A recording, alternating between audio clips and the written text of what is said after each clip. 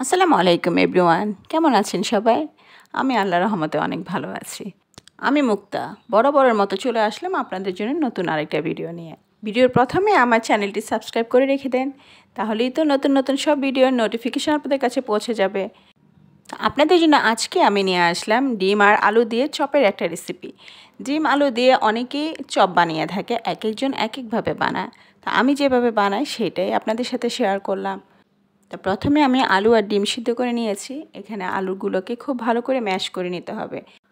তারপর আলুর সাথে দিয়ে দেবো আমি 4-5টা শুকনো মরিচ ভেজে নিয়েছি। ঝালটা সবাই সবার পছন্দ অনুযায়ী নেবেন। আমি বরাবর মতোই বলে থাকি আমার বাসায় ঝাল একটু কম খাওয়া হয়, সেজন্য আমি 5টা মরিচ নিয়েছি এখানে। আর আমার এই মরিচগুলো কিন্তু প্রচণ্ড ঝাল। তারপর 5টা মরিচ নিয়ে লবণ দিয়ে কচলিয়ে নিয়েছি। তারপরে এখানে আমি পেঁয়াজটাকে বেরেস্তা করে নিয়েছি। আলুর চপ অথবা যে কোনো চপের মধ্যে পেঁয়াজটা বেরেস্তা করে দিলে কিন্তু খুব সুন্দর একটা ফ্লেভার আসে, খেতেও কিন্তু ভালো লাগে।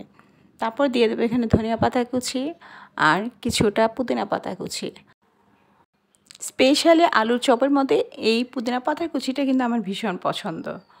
এটা চাইলে আপনারা স্কিপ করতে পারেন। তো আলুগুলোকে খুব ভালো করে আমি সব কিছু দিয়ে মাখিয়ে নেব। তারপর ডিমগুলোকে স্লাইস করে নেব। আমি একটা ডিমকে এখানে 4 পিস করে নিয়েছি।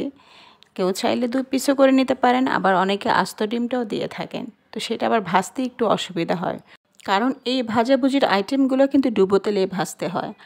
আর আস্ত ডিম দিয়ে ভাজতে গেলে চপটা অনেক বেশি বড় হয়ে যায়, সেক্ষেত্রে ভাজার সময় অনেক বেশি তেল দিতে হয়। আর এই তেলটাই আমাদেরকে বারবার ব্যবহার করতে হয়। একই তেল বারবার ব্যবহার করাটা স্বাস্থ্যের জন্য খুবই ক্ষতিকর। যাই হোক, যার যেভাবে সুবিধা হয় সে সেভাবে বানিয়ে নেবে। তা আমি সবগুলো ডিম স্লাইস করে নিয়েছি।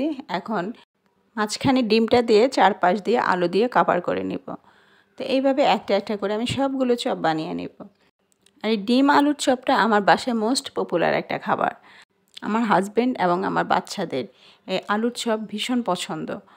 তো রোজা ছাড়াও আমার বাসায় বিকেলের নাস্তা হিসাবে কিন্তু আলুর চপটা প্রায় সময় আমি বানিয়ে থাকি। একদিন একটু বেশি করে এভাবে আলুর চপ বানিয়ে নর্মাল ফ্রিজে রেখে দিলে কিন্তু 4-5 দিন ইজিলি খাওয়া যায়। রোজার সময় আমি যখন আলুর চপ বানাই অথবা অন্যান্য যে ধরনের চপগুলো ফ্রিজে রেখে খাওয়া যায়, সেগুলো আমি প্রতিদিন না বানিয়ে 3 দিন 2 দিন পর পর বানিয়ে রাখি।